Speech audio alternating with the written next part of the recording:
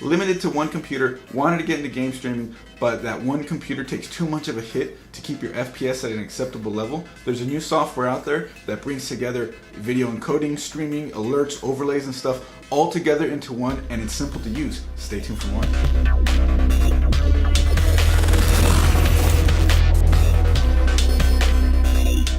So I came across this new software called Bebo out there. Now, some people out there might recognize the name from a social network back in the mid to late 2000s that didn't work out. Well, Bebo is back, I think. I'm not sure if there's much of a connection to this previous version of it, but whatever the case, Bebo is out there. Currently, it's in alpha stage. It's a free software to use, and this free software brings together the best features of OBS in terms of streaming and connecting to a streaming service. Having your sources, having your overlays and things like that, but it also brings together those more complicated things that you see a lot of professional streamers have: alerts, follower alerts, subscriber alerts, donation alerts, overlays, all that fancy stuff that you see them have. Well, it brings them together into one software. Now, the professionals and lots of other people, they tend to use a method that offloads the encoding load of streaming to another computer, that is using a capture card, RTMP, and NGIG server, or more recently NDI, which is the way I do it, which sends it from the source computer to a second computer and it encodes it there to send it out. Well, Bebo's aim is to be able to do all of that on one PC and minimize how much CPU overhead it requires compared to OBS. The primary encoder that OBS uses is X264. At low bit rates, it looks great, and that's really what most people are limited to when it comes to streaming, especially if you're non-partnered with Twitch. You're only limited to a max of 6,000 kbps, kilobits per second, or 6 megs. Well, if you wanted to lighten the load, some people have the option of using the NVIDIA encoder, NVENC, and it's NVENC H264 in OBS, but it doesn't look nearly as good at low resolution as H264 does, or X264. So you'd have to turn up the bitrate in order to have an equivalent looking image at low bit rates, and that's not always feasible for some people, or most people really. So in comes Bebo, and it uses an HEVC type of codec, something like X265, which is like a new generation of X264. This is an evolution of that encoder. Streaming Media Magazine reported that VP9, which is the encoder we're talking about here, delivers substantially better performance than H264, particularly at lower bit rates. So that sounds really promising, doesn't it? Especially at those lower bit rates that you're limited to. Like I said, it's designed to have less CPU overhead. It's what YouTube uses. It's what Google has YouTube using. So if you're watching a YouTube video, you're watching a VP9 encoded video. This video right now, as a matter of fact. Some other interesting points is that Kaby Lake, Intel recently implemented full fixed function 8-bit encode and 8 to 10-bit decode support for VP9 right onto the chip. So this will lighten the load on the main CPU if you're using it. I think it's part of the iGPU, of course, so something to do with that, like how kind of QuickSync works, I bet. On that subject, Kaby Lake and what appears to be all Intel architectures going forward look like they're going to be supporting VP9 right on the chip. So encode and decode, so that is going to come in handy. So the way that Bebo works is because Twitch can't actually ingest a VP9 encoded stream, it has to ingest an X264 encoded stream from what I gather. Bebo works by taking a VP9 stream from your computer. Once you hit start streaming, sends it to their servers. Their servers then take that, reconvert it or re-encode it into X264 and send that to Twitch. So a lot of the hard work in the encoding is being done in the middle. But your computer's still doing some work there for the VP9 codec, so there's still more to go on that. So with that, VP9 is supposedly less taxing on the CPU versus X264, and well, this helps substantiate Bebo's claim that they're 50%, they'll use 50% less CPU versus an OBS setup. Now, one way that Bebo accomplishes this is that it wants to dynamically adjust for the best settings that it detects on your PC. So right now in its current alpha stage, it is limited to VP9 only, but they are working on bringing together NVENC and QuickSync, so then it'll dynamically choose the best encoder based on that. Most likely it's going to primarily rely on VP9, I imagine, but options are always good, right? So the biggest advantages supposedly with Bebo is that it's easy to set up, and that's one thing we're going to go over. It's very easy to set up. It's easier on your CPU, which means that you're going to maintain higher FPS in your games for a smoother experience. It's free, it's simple, and it's an all-in-one unit that you can put your sources, overlays, alerts, all that stuff, as well as your webcam capture, your game capture, all that, all together in one. You don't have to use multiple softwares. You don't have to use plugins and all this other stuff. You don't. It's all together right in one. Well, let's go over the setup and have you guys check that out. All right, so here we are at the computer, and I'm going to go ahead and open up a new window and show you where to go download Bebo. So you just go to bebo.com, and here you are, and you can see the button right here, get the Windows 10 Alpha, click download now. It's very straightforward to install it. Go ahead and check out their website, it's actually kind of cool. But once you get it installed, and I don't even think you need a reboot, go ahead and click it here, open it up. You might get some stuff asking you to log in, associate it with your Twitch account, and stuff, something like that. And we'll go ahead and do that, associate with the Twitch that you want to use with it. You may get an error saying that NVIDIA Shadowplay is running, and here's instructions on how to disable it, and blah blah blah, it may interfere with performance. I ran it with Shadowplay still active, which is useful because PUBG introduced GeForce Highlights, which requires Shadowplay to be active, and I didn't run into any significant issues. So here we are. This is how Bebo looks right here, and it's cool. Like, they actually have live help, and you can just right here type with them, new conversation, and they're really quick with responding. So if you have any issues, definitely go ahead and hit them up there. Here's different tabs: scene setup, donations. You log in with PayPal. You can put a link here. Look, there's my link. If I wanted to paste that into the Twitch profile, you can add graphics and all that stuff. No credit card fees, no foreign fees, and no chargeback for alpha partners. Here in the events tab, you have message history and things like that. Follow history actually for the account that I use. And here's the community. So I have a total of 71 minutes streamed through here, and Bebo's kind of cool because they throw like a bit of a raffle. Every hour that you stream, you get entered into like a raffle for some prizes, which is kind of cool because that means that anybody using their software has a chance at winning something just for streaming. So that's a nice little benefit to them. So it's right here, every hour you stream earns one raffle ticket. Every Bebo streamer is entered to win, and winners are selected at the end of August. It seems like winners are selected monthly based on how they're going to be doing it. You can join their Discord right through here, their Twitch community right through here, check out their Twitter right through here, and here's some assets you can check out: brand kits, alpha partner kits. So let's go back to what's really important here. So for overlays, right? Okay, so you know what? I'm going to step back from overlays. Let me go with video sources, since that's primarily how you're going to get started. So you can do game capture, desktop capture, and webcam. Well, let me add my webcam real quick. You click webcam, and there it is in the drop down. I'll check HD Pro webcam C920, and there I am. Hey, look at, hey everybody. Right here you can even select the box. You don't have to mess with it in order to like sort of zoom it, or I don't want this much. I want maybe this much. So I can click 4:3, and look at that. A little more zoomed in, or at least takes up less space on the screen. I haven't checked 1:1 before. Let me check that out. Hey, floating head. Let's go back to 4:3. You can also enable chroma key. It's something that they're going to be working on. Oh shoot. Okay. Enable chroma key. Something they're working on. I heard it doesn't exactly work all that well yet, but again, this is alpha, and it's only going to improve from here. So I added that video source, and let me go ahead and add game capture. Hey, look at that. There you go. There's Battlegrounds. You need to add a desktop audio, or your stream won't have any game audio. That's right. Thank you for the tip. Let's add some audio sources. I'm going to go ahead and add the microphone. I can select my microphone from the list here, my USB audio device. Click add to scene, and there it is. You can see it moving around. Then I'm going to add desktop audio. And that's just like that. I tend to run my desktop audio a little lower than my microphone so it doesn't drown me out in my streams. And the microphone up here, I'm not entirely sure why it's not really moving up that much. Oh, yeah, there it goes. Yeah, so there it is. Down here you can monitor how long you've been streaming, how much CPU percentage this is using.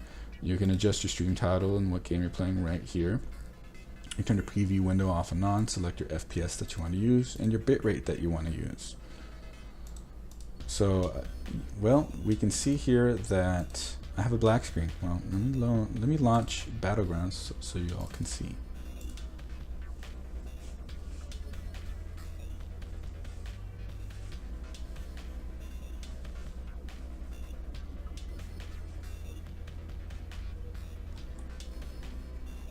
Well, you're probably seeing Battlegrounds in the foreground right now, not Bebo. You're probably hearing it too, so I'm going to go ahead and Alt-Tab, and you'll see that it's sitting in my Bebo screen.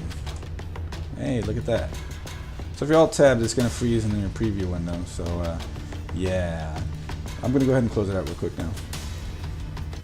Okay, so it's closed out. You saw how that all works with the overlay. So this is just a quick customization and how fast you can get up and running. I already have the webcam, the mic, the desktop audio, and the game rolling. So let's add some overlays, right? So that's right here, +sign overlays. Let's see, alerts. Here are your alerts: new host, new donation, new subscriber, new bits, new follower. Let me move that out of the way there. So let's say I want an alert for new host. Well, look at this, a few presets. New host, you know what? This is cool for new host. It's got a sound here. Let me test it. Oh, yeah, let's do that. So then you can take that overlay, which is now this right here. See how it says new host on the tab? Place it somewhere. I'm placing that one in the middle of the screen. You can test it. Oh, there it is. Let's do some more overlays. Alerts, donation, you know, little cheering guy. Let's go with Air Humper. Now you can change your audio and your images and do your own stuff all right here.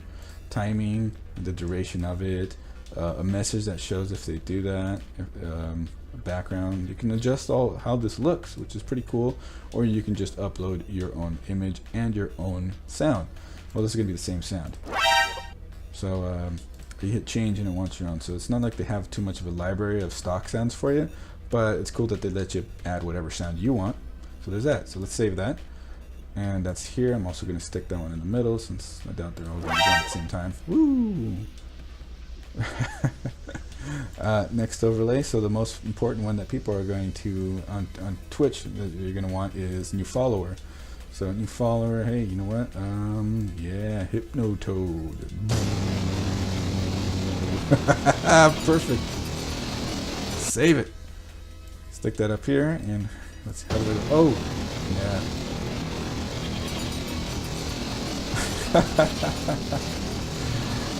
Hypnotoad. It's badass. So you can add whatever ones you want there. Browser sources and whatever browser source you want, as long as it's HTTPS, and it has to be HTTPS according to here. I forget where I actually read that, but yeah, it has to be HTTPS. If your browser source that you're trying to input isn't a secure source, it's not going to work. So we can add media here. You can do your own, like, oh, this is where you can do overlays and things like that. Well, this is where I did my little stock overlay. Let's see, media, browse for files, theme overlay is what it's called. There it is. So I'm going to take that, and I already placed it here, as you can see it here. And I'm going to go and basically just size it into my webcam. Also with the webcam, you can just click it, move it around, put it wherever you want. I'm just going to leave it down here in the bottom left corner. Take the little box that surrounds it, shrink it down to size. Let's see here. I can't put it too far on the edge. I have to, I have to move the webcam up a little bit. So yeah, like I said, it's kind of nice that you have all this customizability moving it around. But let's see. I'm gonna stretch it up a little bit more, and more or less that'll work. So my quick little overlay. There it is. So, Coalition, GameCube, YouTube, Hellgaten, that's me, Coalition. So that's pretty cool. So I already have all my overlays set up. I'm ready to go. I can just hit start streaming and get going. If you want to do other overlays and other things like that, it's all right here. You can do activities, activate a bot where you can do bets and allow users to give coins to other users, have your viewers bet on your skills, luck, or whatever else you want to call it. Kind of cool to have a few of those features that would be normally in like another bot that you would have to run as a separate source in OBS, but it's all built in here. Stream labels, you can, what is this, templates, most recent latest follower, what is that? All right, so you can place a label here and it will just sit. So let's see here, most recent follower, I just did that one, no, not you, where you are, latest follower, right here. So your latest follower will be listed right there on the stream. Latest followers, Night 87. Latest, donator and all that stuff. So you can actually make that a little cooler there. Latest follower, latest host, top host, nope, latest subscriber. What can I actually put here? Largest donator, most recent donator, so I can put that. I'm just going to go with the presets. Most recent donator, right up here. I can put that there. I guess I don't have any donations. Whatever. But if you did, it'd show up there just like latest follower does. So that's all pretty cool. So this is a stream. You hit start streaming, it'll go. With my experience, it used about between 20 and 30% CPU usage. I still maintained a really good FPS versus streaming x364 with OBS on the same system that I'm using. But let me show you the visual difference between the two. Now, it's nice to have FPS, but in its current form, you're going to lose a little bit of image quality. Again, that should be getting worked on, getting improved. But the playability is such a huge upgrade that it's kind of hard to deny this software. And then you see how simple is the setup. I'm ready to go. How long has it been? Just a couple of minutes? Yeah, check it out.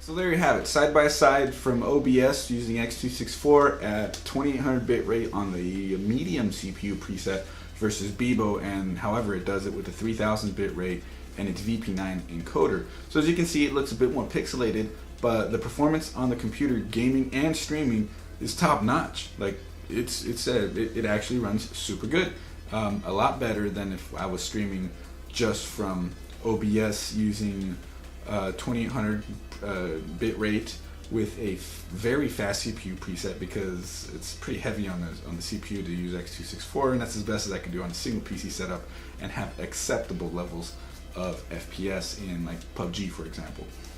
How I feel about this software overall, it's slick, it has a lot going for it, has a lot of promise. I would definitely keep an eye on it. They're always open to more features. They have a roadmap posted for everyone to see. I believe it's got just a ton of promise, and definitely keep an eye on it. Like I said, yeah, it's a great software. Definitely check it out, especially if you just want to get started into streaming. For higher paced games, stuff like that, it's okay, I guess, right now. I mean, they're still working on it, and so I'm sure it's going to look a little bit better. I was just watching Bitcoin Louis stream, and you can check out his VOD that he was doing. I'll put the link down in the description below. And it is starting to look better, but he did up his bit rate a bit. So he's at 5,000, but for some reason Twitch is telling him he's sending at 7,000, so I'm not sure what's really going on there.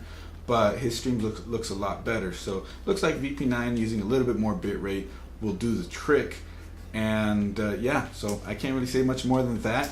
Very promising software, really do like it. They do hit their claim of improved of less CPU overhead, so you have improved gaming performance from gaming and streaming on the same computer. So yeah, anyways, this is Chris with Coalition Gaming. If you guys like this video, click that like button, subscribe, we got more coming, and I'll see you guys in the next one. Bye.